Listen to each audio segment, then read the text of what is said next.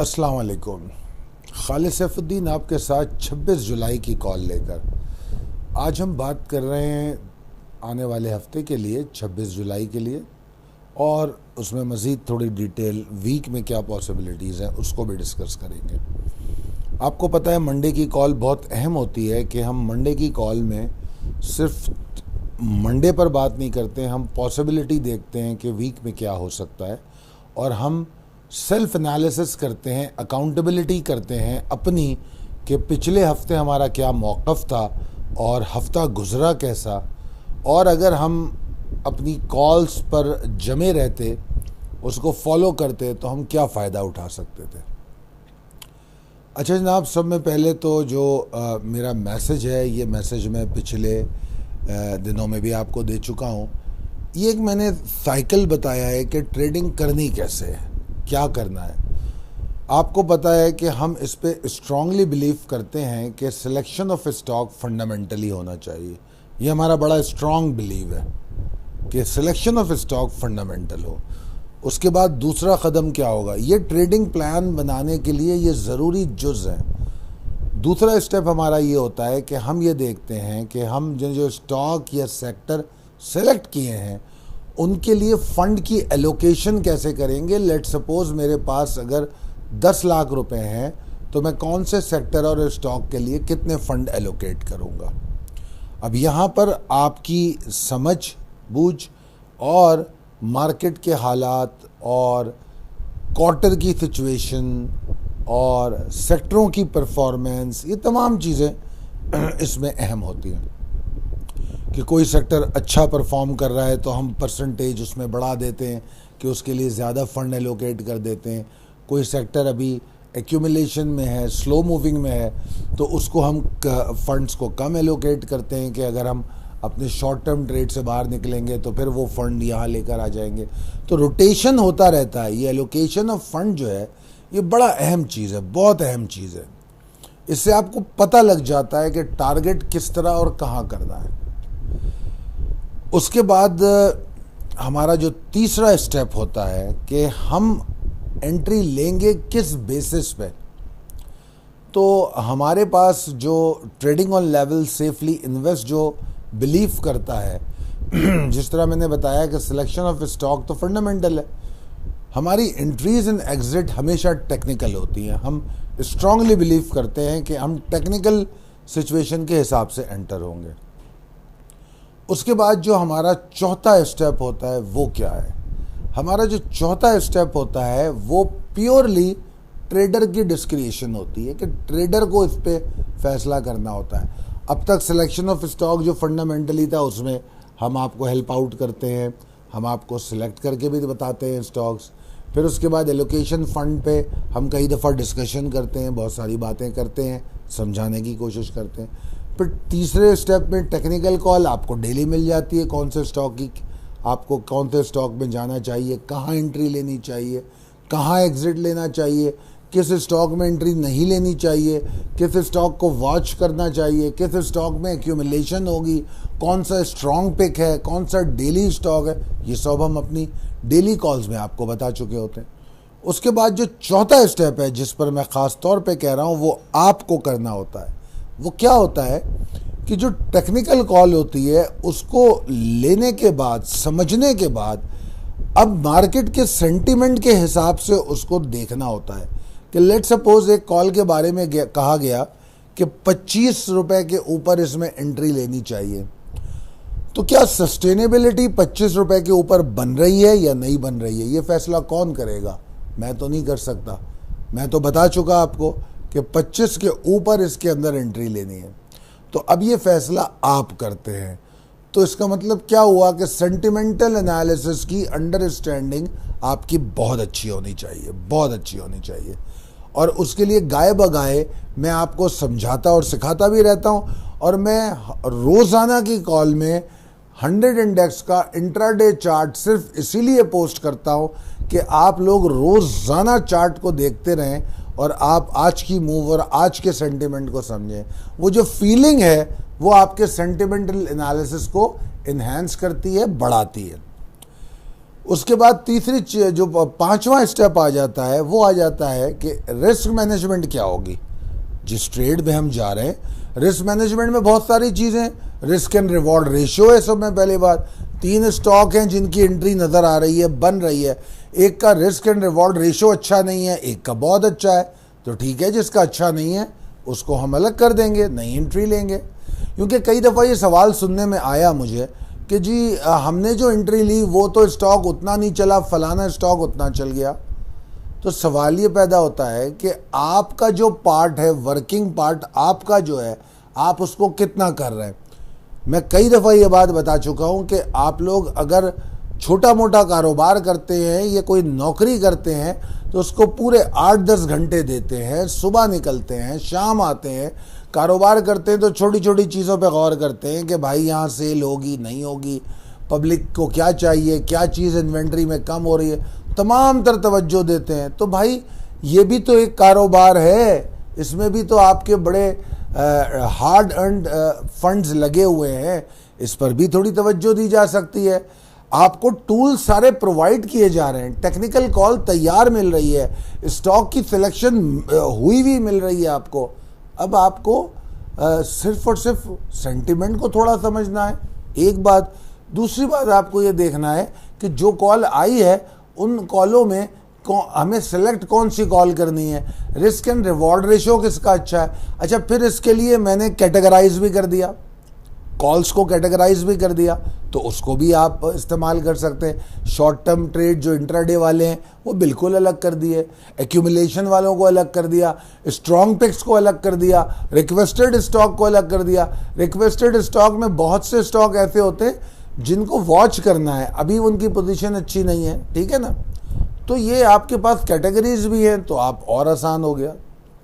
अच्छा, उसके बाद रिस्क मैनेजमेंट यानी कि stop loss. Trailing stop loss लगेगा तो कैसे लगेगा। अब यहाँ पर अभी मेरी एक क्लाइंट से बात हो रही थी तो उन्होंने कहा कि अक्सर ये सवाल उठ रहा है कि 15 मिनट फार्मूला क्या है। रिस्क मैनेजमेंट में, ट्रेलिंग स्टॉप लॉस में 15 मिनट फार्मूला क्या है। बहुत सारी वीडियोस में मैं ये बात वाज़ेह कर चुका हूँ, मगर उन्होंने मुझे समझाया कि आपको चाहिए कि आप इसको एक अलग से वीडियो करके अपलोड करें। तो मैं कोशिश करूँगा कि टाइम निकले तो मैं ये मौज़ूआत हैं छोटे छोटे। सेंटिमेंटल एनालिसिस पे भी मैं बात कर चुका हूँ, मैं चेक करूँगा, उस वीडियो को भी दोबारा अपलोड करने की कोशिश करूँगा, एडिट कर दूँ कि स्पेसिफिकली आपको नज़र आ जाए कि that is for the sentimental analysis. इसी तरह 15 मिनट फार्मूला जो है उस पर भी बात करूँगा। ट्रेलिंग स्टॉप लॉस की अहमियत, अभी मैं स्क्रिप्ट एनालिसिस पे काम कर रहा था तो सेंचुरी पेपर और BCL बलूचिस्तान कास्टिंग है वो क्या, जो भी स्टॉक है, इस तरह क्रिसेंट स्टील, इस तरह मैं काफ़ी सारे स्टॉक देख रहा था। तो मैंने उसमें ये नोटिस की बात, मल्टीपल एंट्रीज का मौका मिला। मुझे अभी स्टॉक याद नहीं है, मेरे ख्याल में BCL है या सेंचुरी पेपर है, इन दो में से एक है। स्क्रिप्ट कॉल में आप देख लेंगे, उनमें पता नहीं 2.5 महीने या 1.5 महीने में उसने 99% मूव दिए। अब आप मुझे बताइए, जहां हम 40-45% मार्केट से पूरे साल का गेन टारगेट करते हैं, वहां पर एक स्टॉक 99% मूव देता है 2 महीने में, 2.5 महीने में। अच्छा चलो, 99% तो ये बहुत बड़ी बात है, ज़रूरी नहीं है कि बॉटम से टॉप तक पूरा आप ले लें, ये मुमकिन नहीं है। मैं नहीं मानता कि कोई कहे कि यार, बेशक ऐसा होता है। अगर आप शॉर्ट ऑन स्ट्रेंथ और स्प्लिट बाइंग स्ट्रेटजी, एक्यूमुलेशन, इन दो चीज़ों को स्ट्रिक्टली फॉलो करते हैं तो आप ये भी कर सकते हैं, नामुमकिन नहीं है। मगर हम सेफ साइड में कन्वेंशनल तरीक़ेकार को समझते हुए हम कहते हैं कि नहीं, ये ऐसा नहीं हो सकता कि पूरा 100% हम नहीं ले सकते जो उसने मूव बनाई है, तो उसका 50, 60, 65% तो ले सकते हैं। अगर 65-60% भी लेते हैं और 2-2.5 महीने में लेते हैं, इमेजिन तो कीजिए आप, 4 क्वार्टर हैं आपके पास और हर क्वार्टर में ऐसे कई स्टॉक निकल आते हैं, तो परसेंटेज क्या हुई? That's all about focus, how selective you are. अभी 3rd क्वार्टर में मैंने कुछ चीज़ों में तब्दीली की है, स्क्रिप्ट रिक्वेस्ट में तब्दीली की, जो कल मैंने स्क्रिप्ट कॉल में बड़ी डिटेल में समझा चुका हूं। अब मैं उसी को फॉलो करूंगा क्योंकि मुझे प्रॉफिट बढ़ता हुआ नज़र आना चाहिए। सब में पहले तो मैं शुक्रगुजार हूं अल्लाह ताला का कि 2nd क्वार्टर का रिजल्ट बहुत अच्छा आया है, जो हमारा 2nd क्वार्टर गया। उसके बावजूद भी मैं मुतमईन सिर्फ इसलिए नहीं हो पा रहा हूं क्योंकि कुछ क्लाइंट मेरे ऐसे थे कि बावजूद इसके कि जो performance of the specific stock थी वो इतनी अच्छी थी कि उसमें और ज़्यादा गेन लिया जा सकता था। तो हम लोग प्रोफेशनली ट्रेड कर रहे हैं, इतना कुछ हम काम कर रहे हैं, सारा वक्त व्हाट्सएप के आगे बैठे हैं, मार्केट में 9 बजे से 3, साढ़े 3 बजे तक बैठे देख रहे हैं, तो उसके बाद हम क्यों नहीं ज़्यादा से ज़्यादा इस मार्केट से हासिल करें। तो इस नुक्ता नज़र से मैंने कुछ इम्प्रूवमेंट्स लाने की कोशिश की है।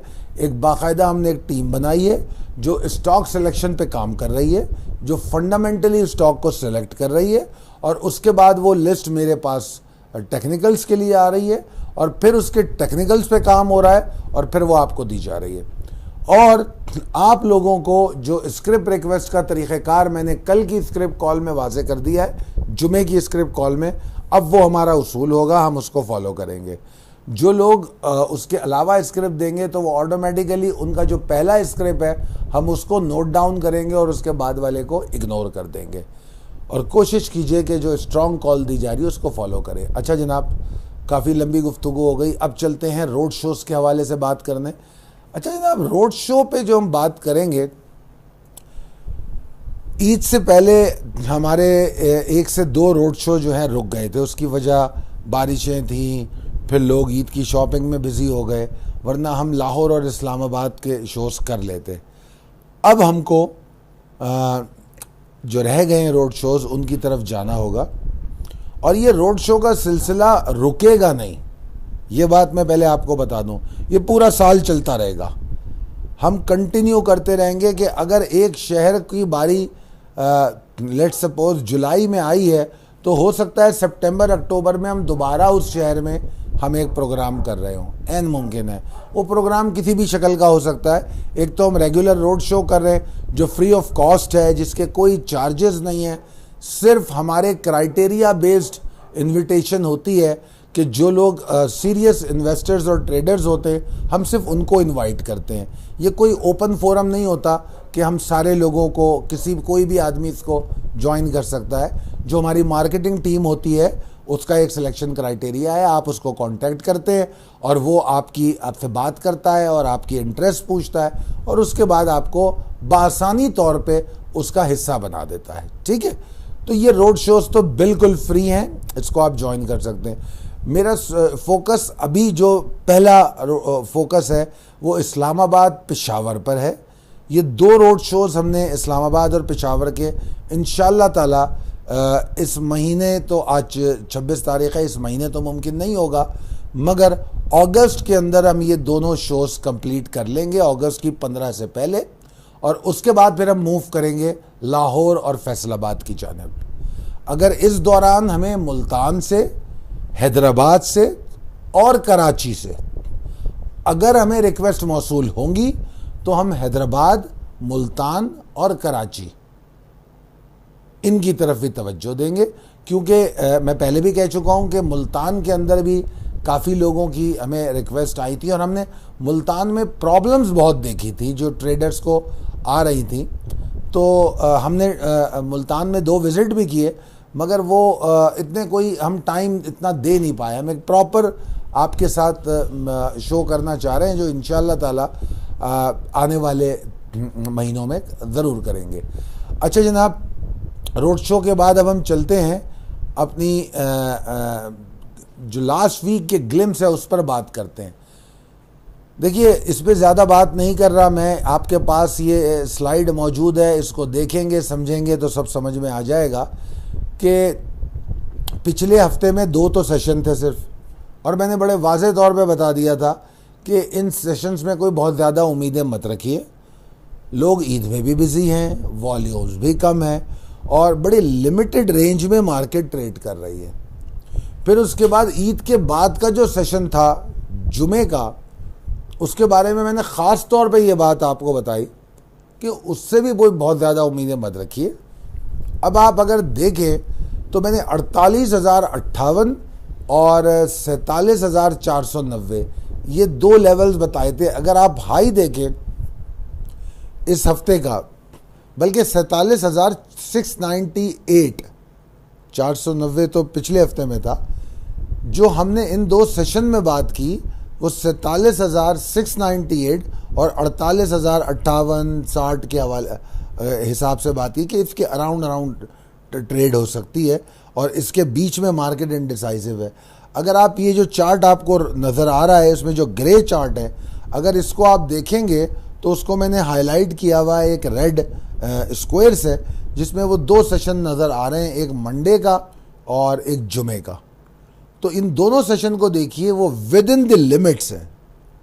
एक सेशन थोड़ा ऊपर चला जाता है, एक सेशन थोड़ा नीचे चला जाता है, प्योरली इनडिसाइसिव सिचुएशन। अब सही मानों में पीर से जो स्टेक होल्डर है वो एक्टिव होने की कोशिश करेगा। अब जब वो एक्टिव होगा तो फिर मार्केट डायरेक्शन भी बनाने की कोशिश करेगी। ठीक है जी। थ्रेट 1 जो मैं पिछले हफ्ते दे चुका हूं, थ्रेट 1, थ्रेट 2 और थ्रेट 3, अगर आपको याद नहीं है तो पिछली वीडियोस देख लीजिए, वो अपनी जगह पे पूरी अहमियत रखते हैं। अच्छा जनाब, इस हफ्ते हमने सिर्फ 319 पॉइंट की मूव देखी। इस हफ्ते क्या, इन 2 सेशन में 319 पॉइंट की मूव देखी। इंडेक्स 41 पॉइंट के नुकसान के साथ बंद हुआ। जो परेशानी की बात मुझे नज़र आई वो थोड़ी सी वो ये थी कि फॉरेन फंड्स की मुतवातर सेलिंग है। एक तो इस हफ्ते बहुत ज़्यादा सेलिंग थी क्योंकि 2 ही तो सेशन थे और उन 2 सेशन में दिल खोल के सेलिंग की, ख़ास तौर पे जुमे को बहुत सेलिंग हुई। अच्छा, उसके बाद पिछले दिनों में हम लोकल इन्वेस्टर की भी सेलिंग देख रहे थे। खैर अगर वीकली क्लोजिंग देखें तो लोकल इन्वेस्टर के कुछ इन्फ्लोज हैं, मगर ओवरऑल हम पिछले दिनों में ये भी देखते रहे कि लोकल इन्वेस्टर भी माल बेच रहे हैं। अगर आप जनवरी टू जुलाई के फिगर्स देखें तो ये कितने बनते, 13 करोड़ 18 लाख, 13 करोड़ 18 लाख डॉलर अब तक फॉरेन इन्वेस्टर सेलिंग कर चुका है और ये कंसिस्टेंट है। जनवरी से लेके अब तक कोई महीना पॉजिटिव नहीं गया इन्फ्लोस के साथ। तो ये थोड़ी सी वरीसम सिचुएशन है, मगर ये कोई मंदी का इंडिकेटर नहीं है। ये कोई ये कह दे खड़ा होके कि भाई चूंकि फॉरेनर माल बेच रहा है तो लिहाजा बड़ी मुसीबत आ गई, नहीं, ऐसा कुछ भी नहीं है। अच्छा, उसके बाद फिर हम बात करते हैं अपने जुमे वाले सेशन पे। अब ये वो सेशन है जो सेंटिमेंट को सिखाता है आपको। अब आप देखिए, उसमें जुमे का चार्ट दिया हुआ है जो सब में ऊपर है, और उस चार्ट में मैंने आपको पहले ही कहा था 47,999 या 998 का लेवल दिया था। मतलब 48,000 के ऊपर जाना मार्केट के लिए बहुत ज़रूरी है अगर तो कोई ऑप्टिमिज्म होनी है।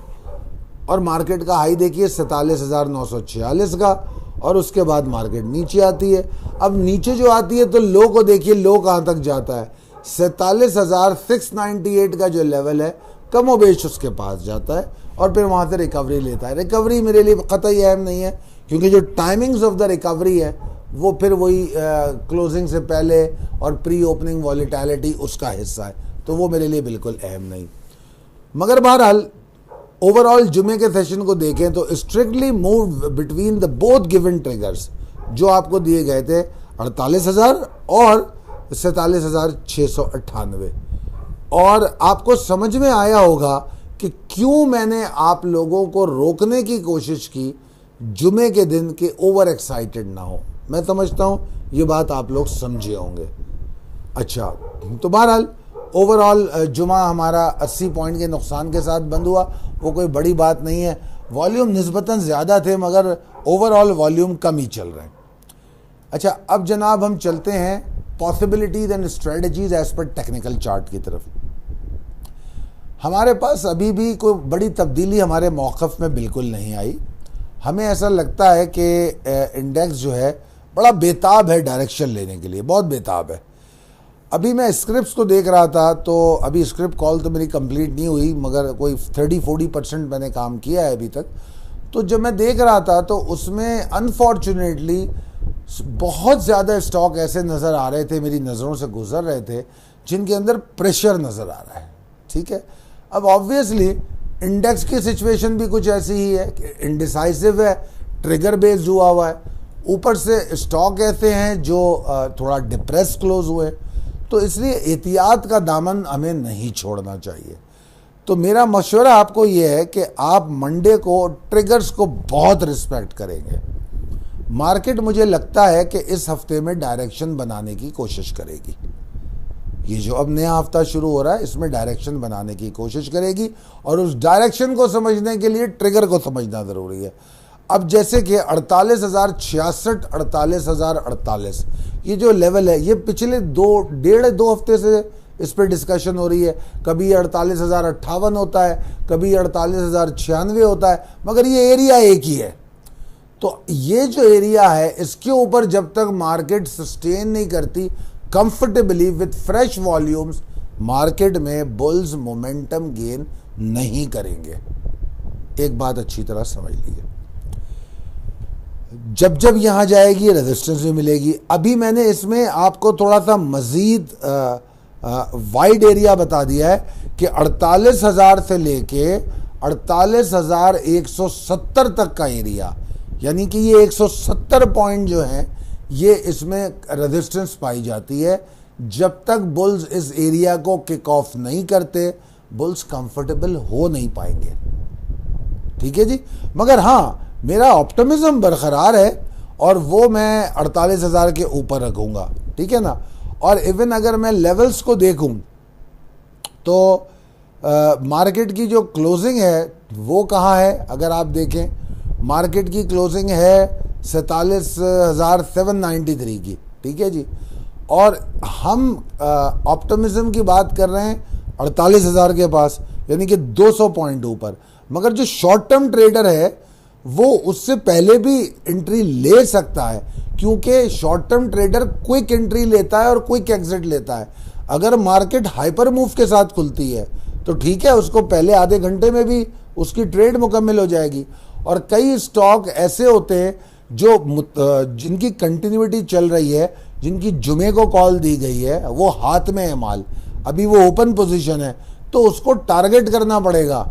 जैसे मुझे स्टॉक याद नहीं आ रहा, कोई एक स्टॉक है जिसका टारगेट था 143.15, 143 रुपये 15 पैसे, मुझे नाम याद नहीं आ रहा। तो वो मार्केट खुली और उसने वो अचीव कर लिया। 20-25 मिनट के बाद वो उसके नीचे आ गया। तो सवाल ये पैदा होता है कि जब टारगेट अचीव हुआ तो ट्रेलिंग स्टॉप लॉस क्यों नहीं लगाया? अगर नहीं लगाया, और अब वो GHNL था मेरे ख्याल में, वो GHNL था, तो GHNL उसके बाद फिर प्रेशर में रहा पूरा दिन, मुसलसल स्लाइड में आता रहा और लोगों ने मुझसे बाइंग बैक की बात की कि इसको बाय बैक करें। मैंने कहा रुक जाओ, मंडे को देखेंगे। अब जो मंडे की कॉल आ रही है उसमें GHNL की पोजीशन कोई बहुत पॉजिटिव नहीं है, ख़तई तौर पे नहीं है, तो क्या कर सकते हैं, मज़ीद नीचे एक्यूमुलेट करेंगे। जल्दी नहीं है ना, कोई जल्दी करने से फ़ायदा क्या है। खैर बहरहाल coming back to the index, तो जनाब 48,066, 48,048 ये एक लॉजिकल लेजिटिमेट लेवल है, मगर 48,000 के ऊपर हमारा ऑप्टिमिज्म है। 48,000 और 48,170 के बीच में हम सब में ज़्यादा रेजिस्टेंस हमें पाई जाती है। और अगर मार्केट 47,698 के नीचे ट्रेड करती है तो हम लॉन्ग की तरफ नहीं जाएंगे, कतई तौर पे नहीं जाएंगे। हम आराम से बैठेंगे और मार्केट को नीचे जाता हुआ देखेंगे। कहीं कोई बियर एग्जॉस्ट होता नज़र आया तो हम शॉर्ट टर्म ट्रेड में कोई एंट्री ले लेंगे। ठीक है ना, जो हमारे ऐसे स्टॉक्स हैं जो एक्यूमुलेशन पे हैं और शॉर्ट टर्म के एक्यूमुलेशन पे, जो लॉन्ग टर्म और मीडियम टर्म एक्यूमुलेशन पे हैं उन स्टॉक में तो वही प्रोसीजर फॉलो होगा जो स्ट्रॉन्ग पिक्स, जो आपकी स्क्रिप्ट कॉल की स्ट्रॉन्ग पिक में बताया जा रहा है कि उनको स्प्लिट बाइंग स्ट्रेटजी पर उनके मैंने आपको बाइंग प्लेसेस भी बताई हैं कि पहली बाय यहाँ करनी है फिर रुक जाना है, दूसरी बाय फिर यहाँ करनी है फिर रुक जाना है। तो जिस तरह स्ट्रेटजीज डिफाइन की जा रही हैं उसको फॉलो करें, मिनिमम स्ट्रेस होगा। खुदा ना ख्वास्ता 2000 पॉइंट भी मार्केट गिर गई तो कोई स्ट्रेस नहीं होगा। और देखिए, हो सकता है कुछ लोगों को ऐसा लगता हो कि खालिद सैफुद्दीन मार्केट से डराता बहुत है कि मार्केट से निकलो, एग्जिट लो, फला करो। कुछ लोग ऐसे भी होते हैं जो सिर्फ बाय करने की बात करते हैं। मैं नहीं कर सकता ऐसी बात, क्योंकि जब तक मैं मार्केट से एग्जिट नहीं लूँगा, मेरे पास एक लिमिटेड अमाउंट होती है ट्रेड करने के लिए। कोई भी मेरा ट्रेडर इन्वेस्टर है उसके पास एक लिमिटेड अमाउंट होती है, चाहे वो 1 लाख हो या 1 करोड़ हो। अगर मैं माल लेता चला जाऊंगा तो फिर मैं प्रॉफिट टेकिंग कैसे करूंगा? मुझे अपने पास सिर्फ बैठ के देखना थोड़ी है कि मेरे पास अब इतने करोड़ का माल हो गया, इतने लाख का माल हो गया, इतने हज़ार का माल हो गया। नहीं, मुझे ये देखना है कि मैंने इतने पैसे लगाए, उससे कमाया क्या।